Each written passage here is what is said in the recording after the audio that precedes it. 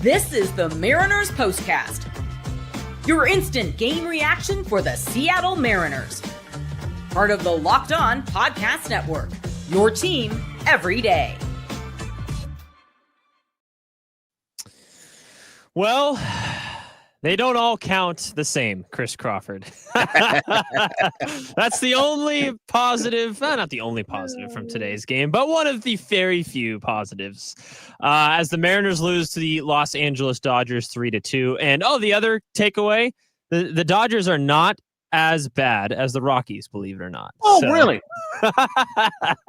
That's the number one takeaway I get from this one. But no, the Mariners lose this one to drop to 90-70 on the season. The Los Angeles Dodgers go to 91-69. Yeah. To say that this game didn't matter as much as the last few games is the understatement of understatements. There's one. There's our first Chris Crawfordism of the day. But in my eyes, like, you still want to go into the playoffs with momentum a little bit. I know you're going to have the week off or like 5 days off at this point. Trident Sub says, "Happy B-Day, Anders." It's not my birthday, but I was going to say, no, it is not my birthday. But I appreciate the thought.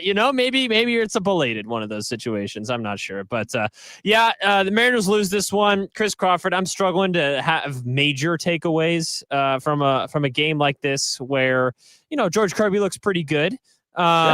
And a couple of mistake pitches here and there, but I think overall you feel pretty confident about how he looked against a decent lineup today.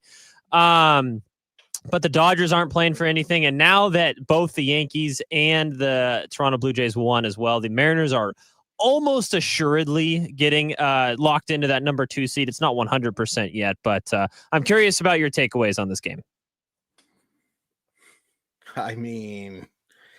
And I totally understand everybody who's upset, and I'm not happy. I wanted to win, and I had my own little bingo card here, and my bingo card was a Mariner win, and then I only had 3. Give me a Mariner win, give me a Cal Raleigh homer, and give me a Shohei Ohtani homer, and I got none of that. I got none of it, so that's why I'm a little bit more upset than I probably should be. We talked about one about 2 weeks ago. I think it was the second game of the road trip where we said you just can't win them all.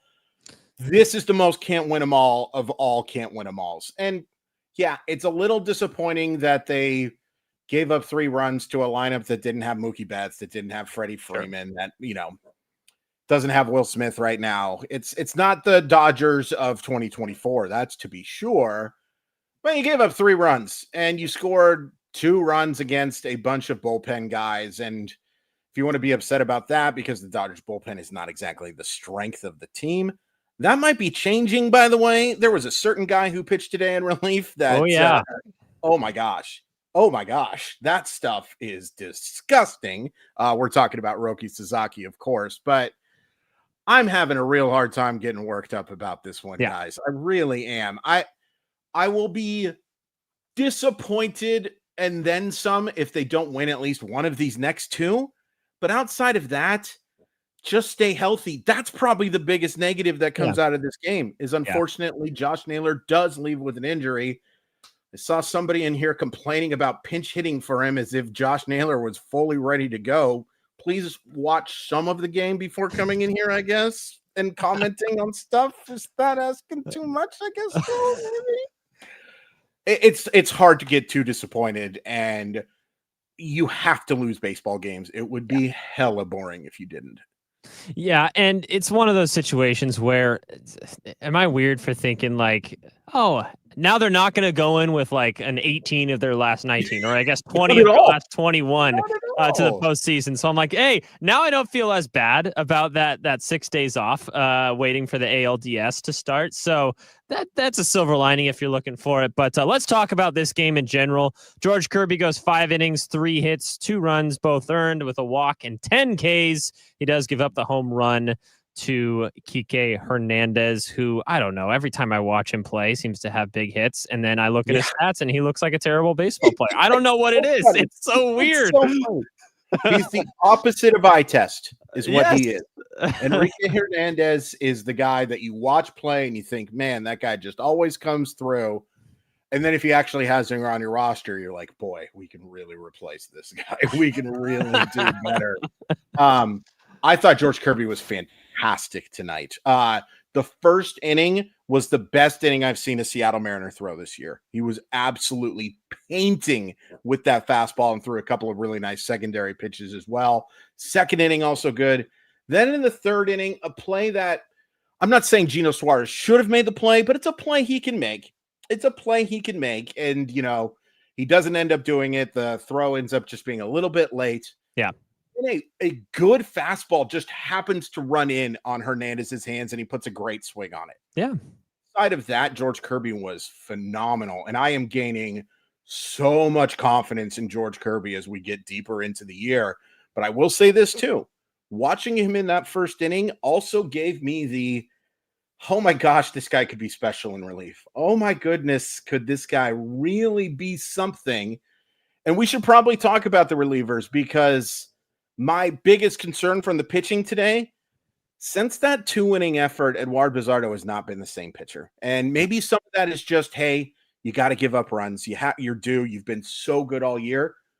But he just doesn't seem to have the same crispness that he had prior to that 2-inning game. And I think, honestly, what it might be, I can't prove it, just guessing, maybe getting used the day after that 2-inning thing might have affected. Yes. That's my biggest concern with the pitching staff, but I thought George Kirby was fantastic tonight. Yeah, and again, it's one of those situations where you can't use only non-leverage arms. You don't have enough of those to get through this game, right? So it's not a bad decision to go to Bizardo there or anything like that. It's more just hey, he seems like he's a little fatigued at this point, which honestly we saw. I just hope it doesn't turn into kind of snowballing at this point in the season, because he is one of your most important guys. Again, I realize that you're going to have some starters, as you just mentioned with George Kirby, go to the bullpen, and it kind of gives you a little bit more good feelings about putting guys in that situation in relief, but you need Eduardo Bizardo to be himself if you want to do what you want to do in this postseason. So that's something that we'll keep monitoring moving forward. I just give him a couple days off for sure, and just kind of see how that goes. But Luke Jackson looked pretty dang good. Gabe Spire pitched well. Casey Legamino obviously just got through the 1-2-3 in the top half of the ninth, but you could tell, I think both teams in this one were just like, let's just get through this game. There was no urgency from either team, just no urgency whatsoever. And I get it. I absolutely get it. It is the flaw in baseball, unfortunately, is the ultimate strength of it is that every game matters, but the ultimate flaw is, no, that's actually not true. It's not actually true. It's not actually true that every single game matters. And when you get to these type of games, you know, I appreciate that they're playing their starters for the most part. It just felt like a game where they wanted to get it over with. And that's okay. That is A-okay. And I'm not saying anybody wasn't trying. I'm not saying anything like that. But there was a real lack of urgency from really the second inning on. And I'm struggling to get upset about it. Yeah, I am too. I mean, I realize, like, again, it feels like a massive come down from the previous 3 days in Mariners baseball. So I could understand a little bit of like, oh my God, you're so excited. You've built all this momentum, and then you kind of lay a dud like you did today. But at the same time, you have to have at least some sort of a bigger scope to be like, all right, they're not going to win every game. No. We just need to get through this healthy, number one, which again, we're refreshing the news on Josh Naylor at this point. We'll let you guys know if we see anything, or if you see something while we're talking our heads off, please let us know in the chat, because I'm interested to see what the update is from Dan Wilson on that one. The main thing that I have, and mentioning George Kirby and the confidence in him, is it's weird because Luis Castillo's last start in a bigger game for sure. But against a worse team. Much worse. It gave me a lot of confidence. So it's like almost like we're back to the same discussion. What does your playoff rotation look like at this point, especially in those first two games at home in the ALDS? I don't envy Dan Wilson in this situation, because there's one guy who's going to feel really disappointed that he doesn't get a guaranteed start, right? Like, there's a good chance most division series aren't sweeps. Most of the time they go 4 or 5 games, and you'd like to sweep. And hey, the guy who doesn't has a good chance to pitch game 1 of the ALCS if you win that. So that's fun. What's the chance you go to 4? Like, I know you just mentioned in the You're ALCS. Going to 4. Yeah, okay. You're going 4. There's the Seattle Mariners aren't starting anybody on short rest. Now, some of that depends, and I should have done my research here. I don't know if the Mariners have their day off between no, they play Saturday and Sunday. I'm pretty dang sure they do. So they get that one day off there. You're going to go 4. I have an update on Josh Naylor. According to Dan Wilson, he left the game with minor groin tightness, and it was a precautionary move. Okay. But again, what do we actually believe? I don't know. Yeah. My guess is we have seen Josh Naylor play his last regular season for the Seattle Mariners in 2025. I don't know if he's going to play for him in 2026. Let's talk about that Naylor stuff in the second half, because I think there's a long conversation to have about. Yeah, that sounds good. Okay. So I kind of want to finish up the pitching conversation. No, sure, please. Yeah, before absolutely. we get to that. Go ahead. No, I was just going to say it probably doesn't matter because you're going to pitch all 4 of those guys, but you really want to take that big lead, right? You want to go in and go into either, my guess right now is it's probably going to be Cleveland, although they didn't play a very good baseball game today. Detroit didn't play it. It is so pillow fighting for these final playoff spots in both the National League and the American League. And Houston lost, by the way. They're probably not going to the playoffs, which is it's great. Probably donezo. And I have mixed emotions, probably the wrong term for it. I really wanted to eliminate Houston. I really wanted to be the team that beat him in the postseason. So you kind of did. You did. You did, but there would be something about them beeping into the playoffs and just beating the crap out of them in the ALDS too. That really would have warmed the cockles of my heart. But that, you want to have that 2-0 lead. So it does matter here. And so much of this is going to depend on how healthy Brian Wu is, of course. Absolutely going to be the ultimate factor, because if he's good to go, if he throws like a 2-inning sim game on Tuesday or Wednesday and he's just like 98 and has the same movement on that stuff, he's pitching game 1. He's earned that right to be the top starter. And it's not just earn that right. It makes the Seattle Mariners better to have Brian Wu as that top starter too. I don't know. I feel like I'd still go Logan Gilbert, even if Wu is 100%. Interesting. Yeah. I can't disagree all that much, just because it depends on what you're looking for in upside and floor. Upside, give me Gilbert. Floor, give me Wu. That's fair. Which is a weird thing to say for a guy who has a strained pectoral. But it's just crazy. And then, oh, by the way, you have Luis Castillo. And by the way, you have George Kirby. And that's my thing. Luis Castillo is 100% the game 2 starter for me. Has to be, because it doesn't make any sense to not pitch him at home the way this has gone. It just doesn't. And I'm not saying that I have like zero confidence in Castillo pitching well on the road. His last 2 road starts were fantastic. Yeah, they were. But there's something different about him pitching in front of these fans. This is going to be a really interesting decision. I don't envy Dan Wilson. I don't think there's an exact right order, except for the fact that Luis Castillo has to start one of those first 2 games. Yeah, I completely agree. But it's a good problem to have at this point, because we 3-4 weeks ago, it was like, are we going to have enough guys that we feel confident in at this point?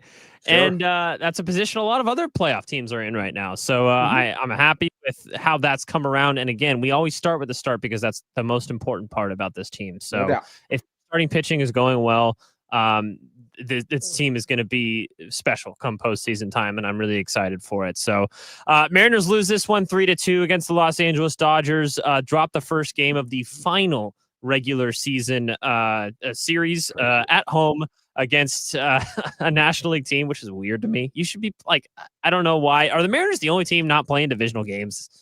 It feels like Mariners and Dodgers, I guess, of course. Well, the Rangers are playing the Guardians, and there's a few. Tigers are playing the Red Sox. We really should. It's impossible because there's 5 in each division. Right. It's impossible. Right.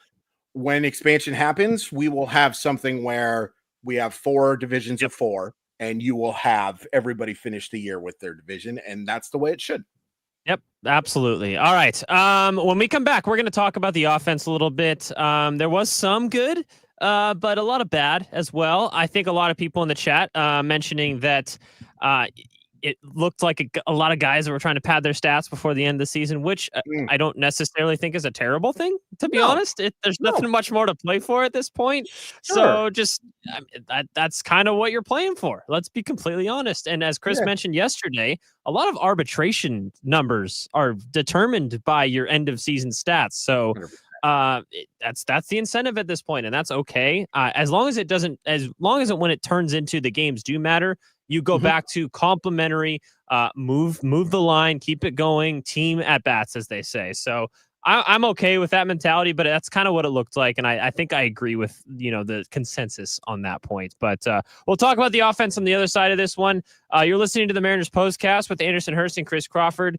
It's simulcasting on Sports Radio 93.3 KJR-FM. If you're listening to us there, appreciate you consuming us however you are. If it's the podcast after the fact, thank you so much. If you're watching us live on YouTube on Locked On Mariners, really appreciate it. And if you're listening to us on the radio, it's so good to have everyone come and hang out with us today. So let's take a quick break, come back, and we'll talk about the offense. Does that sound good, Chris Crawford? Sounds wonderful.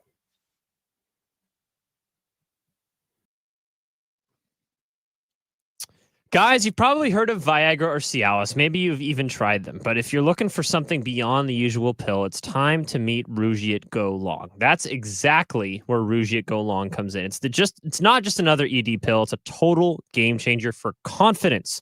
Go Long combines 2 doctor-trusted medications in one dual-action formula, so you can get hard and go the distance, just like I wish Cal Raleigh would have done today, but unfortunately wasn't able to get the job done. The effects can last up to 36 hours. That's confidence all day, all night, and even into the next day. The process is simple. Connect with a board-certified doctor 100% online, and if prescribed, your treatment ships discreetly right to your door.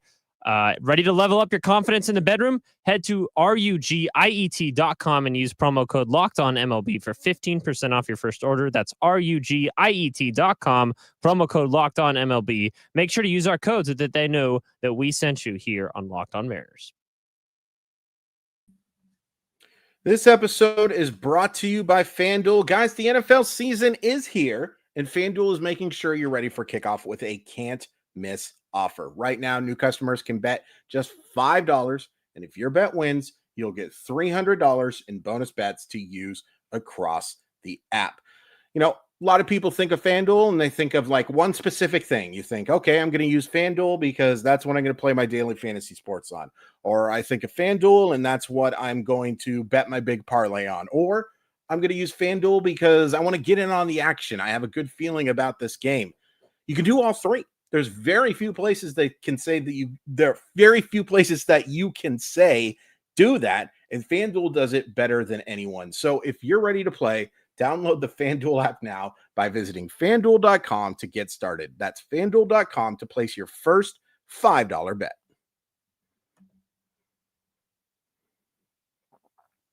Welcome back to the Mariners Postcast. Anderson Hurst, Chris Crawford with you as we attempt to switch our screens in the correct way. Hey, there it is. All right. Mariners lose this one 3-2. If you want more Mariners content, of course, if you're not aware of our Locked On model here on Locked On Mariners, Chris and I break down every single game right after the fact on the Mariners Postcast. We like to think of it as the go-to post-game show for Seattle Mariners baseball. Appreciate everyone who's been with us all season. It's been an awesome ride. Thank you, Matthew. I appreciate that. And then you got Ty and Colby, who do an excellent job with the Locked On Mariners podcast. It's a daily show during the day, kind of a 30,000-foot view looking at bigger picture decision-making, all that stuff, kind of what they think is going on with the Seattle Mariners, different perspectives. And we got you covered all the way on your local baseball team as we look to make a big, long playoff run. Yes, that is a pun from my ad read. Nice. Chris Crawford's with me. Anderson Hurst. Mariners lose this one 3-2 to drop the first game of the Dodgers series. Chris, let's talk about the offense a little bit. Do you agree with my assessment before the break there that it seemed like a lot of guys were just trying to kind of go for individual stats today? You got the Josh Naylor with a 30th stolen base. Gino was looking for his 50th home run. I think Randy's looking for his 30th as well. So was that your kind of assessment as well? Minus one player, and that one player disappointed me. Outside of Mr. Big Dumper, I think there were some individual stat stuff going on. I think there was some stuff where guys are making sure they get to those numbers, and I don't hate it. I saw some people in the comments mentioning it's like, oh, you can really screw up your swing and stuff like that. They know what they're doing. They know what they're doing, guys. And I understand it. We have concerns just from daily life being a Seattle Mariner fan, but no, this is different. And the one guy I was disappointed didn't swing for the fence more was Calvert Raleigh. Right. And I get it. I like that he's keeping the same approach. I would have loved to him swing that, especially that. Now, look, Roki Sasaki looked fantastic today in relief. Filthy stuff. And boy, did I feel nostalgia seeing a Japanese pitcher named Sasaki throwing forkballs in Seattle, Washington. Boy, did I ever feel that. That first forkball just goes right down the middle of the plate. And I get you're taking it to give it a look, but oh my God, to say that was your hittable pitch. And then that double, a little more loft on that swing, you maybe get a chance to lift it over. I mean, that's just not who he is, though. It's no, and that's why Cal Raleigh is such a special player. But me as a fan, I want 63 so freaking bad. And let's just be honest now, guys. It's unlikely, very unlikely. 62 still within reach, and I will be shocked if he doesn't hit at least one more home run over these next two games, because when you hit 60 over 160, you got a pretty good chance to hit one over two. I want to talk about the Josh Naylor thing. For those who missed it, let me just quick update, then we'll get your thoughts. He apparently Dan Wilson said after the game that he was taken out with groin tightness, slight groin tightness, I guess was the official wording, and it was precautionary. So it seems to me like he could have stayed in the game if it was a bigger situation. I'm curious on your thoughts on that. Was it the right move to take him out? Yeah, 100%. It was the right decision to take him out. And I apologize. Talking about a player making a huge mistake when they leave with injury has kicking horse down adjacent feels to it. Yeah. It's a 3-1 game, or excuse me, it's a 2-1 game. Runners on second and third for Gino Suarez, who hits a sac fly that should easily score Calvert Raleigh. I'm going to keep calling him Calvert. He's Calvert when he doesn't homer. Josh Naylor attempts to go to third there, and I will just tell you this right now. If this game meant anything, I would be throwing a fit. It's a little bonkers how he's not safe there. Let's be clear about that, right? It's a weird little, because he beats the throw, and there's some, I think for a microcosm of a second, he ends up off the bag and blah, blah, blah. Why? Why are you going? You have to know your limitations. And I think Josh Naylor might have been feeling himself a little bit there. I think Josh Naylor might have been. Wasn't it right after the 30th stolen base? It was right after the 30th stolen base. And look, I get it. And he's been so wonderful for the Seattle Mariners. But man, you can't make base running mistakes in games that matter like that. You can't. You cannot give up. Because the Seattle Mariners either tie or win this game. If not, the Seattle Mariners are still playing for the 1 seed, if not for that mistake. And I like aggressive. We've talked a lot about how we like aggressive. But aggressive doesn't mean that stupid is okay. And that was stupid. It was stupid to try to get to third there. And I'm glad it doesn't end up being something that affects their postseason chances whatsoever. I mean, unless you really do believe that the 1 seed is a huge deal. I do not. I just don't think it's all that important. boy, oh boy, if this game mattered, if you're making an out on the base like that, we're having a much different conversation. Yeah, and to be fair, there's been a lot of other players that have made similar errors to that. But that doesn't change this one or that one or the ones that happened before. Yeah. No, and it doesn't. And I'm just going to say the same thing. Look, I'll take the good with the bad. I would rather have aggressive base running that you're trying to continuously put pressure on the other team. And when you're doing that, a lot of the times it's going to help you, right? And then there's going to be a few times where it won't. And this is one of those situations. I agree. Similar to when Julio gets picked off or something like that. He's kind of like looking for the next step or looking to time the pitcher's wind up, and then he gets picked off at first base. This is a similar situation, right? But I'll take the good with the bad. And the thing about Josh Naylor is what I love about him is he plays baseball at one speed. He plays it at one speed. He can't slow up. And a lot of these guys, but you know what I mean? Like, it's not like, oh, okay, I'm going to take my foot off the pedal. It's like, it's a game that we've already clinched the 2 seed. Everything's kind of there. Dodgers aren't playing for much either. I'm just going to, go station to station here, right? Sure. He's always looking for that edge, no matter what the situation is. If you're up by 10, in the first game of the season, or if you're in an absolute playoff hunt. And that's one of the things I absolutely love about who he is. And in that situation, yes, it was probably a little too aggressive to try and go for that. But I'll still take it, like, honestly. And I don't know, I think he was kind of feeling it before his groin before. So that isn't what injured him. But that also tells me that if he tried to do that after he was kind of grimacing and feeling his groin, that hopefully, then that means he's kind of okay in the long term. So I'm okay with it. Sure, I get that. My pushback, I suppose, would be I'm okay with aggressive base running from Josh Naylor because they don't hold him at first base. I'm okay with aggressive base running because they don't hold him at second base. I'm okay with aggressive base running from players like Julio and Randy and a few others because they have Maserati speed. Josh Naylor is legitimately one of the slowest players in baseball. And if you know you're going to get there, if you're taking advantage of a crappy arm, if you're taking advantage of a third baseman who's not expecting you to go, I'm okay with that. But you have to be safe. There is a difference between, it's like revving up a Maserati with Julio Rodriguez and, you know what? You got caught trying to steal the Maserati.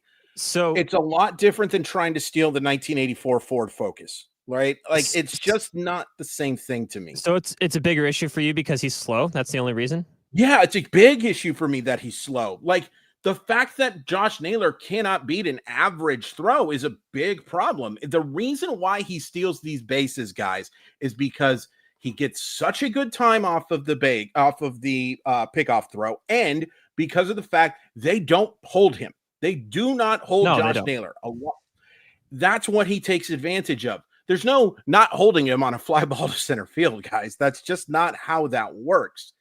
The issue for me is that you have to sometimes just know your limitations. Know the fact that you are putting yourself in a position, and how much does that really help getting the runner to third in that situation? It doesn't. But like I said, he plays it at once whenever he can get an extra bag. I equate it to getting picked off at first base. Honestly, it's a mental error.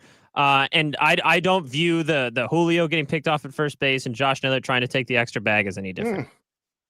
Interesting. I would respectfully disagree, but I respect the viewpoint in terms of the fact that an out's an out too, right? Yeah. Like it's still, I just see so much more upside in Julio Rodriguez taking too wide of a lead at first base compared to Josh Naylor trying to get to third in a 1-run game with 2 outs when you can't guarantee that big dumper, who is not exactly fleet of foot either, is going to score a run.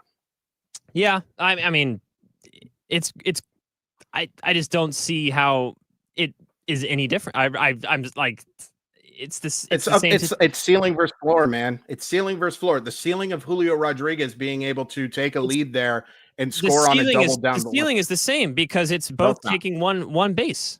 No, it's not, because when Julio Rodriguez takes that big lead and there's a double down the gap, he has a chance to score. Whereas Josh Naylor getting to third base, the only way it changes what you're going to score the run is if there's a wild pitch or something along the line, which is incredibly unlikely compared to Julio Rodriguez scoring on a double down the line. There's a massive difference, in my personal opinion, between the two. Yeah. Maybe it's because he does it so much that you just get used to it. We're going to just have to bare knuckle brawl this. We're not used to losing, guys. It's okay. No, we've won 17 of the last 18 games, so we had to fight about something. So, yeah, I don't know. It's negligible. I get it, but sure. I just at the end of the day, I'm fine with it. Like, I'm not fine with it. It's a mistake that he made. I understand what you're saying for sure. Yeah, it's again, I'm going to take the good with the bad, and that's fair. Kind of what being an aggressive base running team is like. And I think that's more of just the way that they're coached more than anything else at this point, because this has not been who the Mariners have been and not who Josh Naylor was before he came to Seattle, right? Fair. I think a lot of this is how they're being coached. So, yep. The guy had I think 10 steals before he got to Seattle, and he's stolen something like 19 bags. 11 stolen bases in Arizona, and he has 19 for 19 in 54 games. Do you know what that is, by the way? That's a 57 stolen base pace. 57 stolen base pace. That's crazy. Yep. All right. Mariners lose this one 3-2. If you want more Mariners content, you can find it on the Locked On Mariners podcast with Ty Gonzalez and Colby Patino. They do an excellent job breaking down all the scenarios. They can look ahead to playoff matchups and maybe a little playoff rotation talk. That's always my thing. I've been talking about that for the whole year, to be completely honest. So anytime that discussion comes up, I click instantly. So check it out. They're awesome with that kind of stuff. 93.3 KJR FM has you covered as well during the day from 6 a.m. to 7 p.m. all the way Monday through Friday. Please check it out. If you're a Husky fan, you'll probably be listening to the game tomorrow as well, because UW Ohio State should be an interesting game. I don't know if it's going to be close, but it should be an interesting game. After watching UW not being able to cover Washington State receivers, I do not have a lot of confidence, if I'm being honest with you, Anders. But I hope I'm wrong. Yep. We'll see what ends up happening. Lots of sports right now. Seahawks win yesterday. The Kraken have their preseason going. Sounders are going as well. They play against Vancouver on Saturday. So it's a great time to be a Seattle sports fan. And we appreciate you spending the time with us, because, what is it? You're going to lose baseball games 3-2 against the Dodgers. You're not going to win every single game. I'm going to turn into, after us fighting, I'm going to agree with Chris here. It's better to lose them now. It's better to lose them. No question about it. And tomorrow you've got Logan Gilbert going up against Tyler Glasnow, which is a pretty awesome pitching matchup. So that is fun. Hey, if you want to go to the game and shut Dodger fans up, by the way, holy crap, guys. Jeez. Come on. Let's show that home field advantage if you have a chance. And I know this is hypocritical because I'm not going to the game. I can't go to the game. But if you can go to the game and respectfully make it a Seattle Mariner home field crowd, I sure would appreciate it. Yeah, maybe now we know why it was sold out so fast before the Rockies series. That's not a bad thing, right? The Dodgers have a lot of players you want to watch, aka Shohei Ohtani. So, all right. We went a little long today, but appreciate all y'all hanging out with us. We'll be back with you same time tomorrow, 6:40 first pitch. Have a good rest of your night, everyone. We'll talk later. Go Mariners. Chris Crawford, last word. Go Mariners.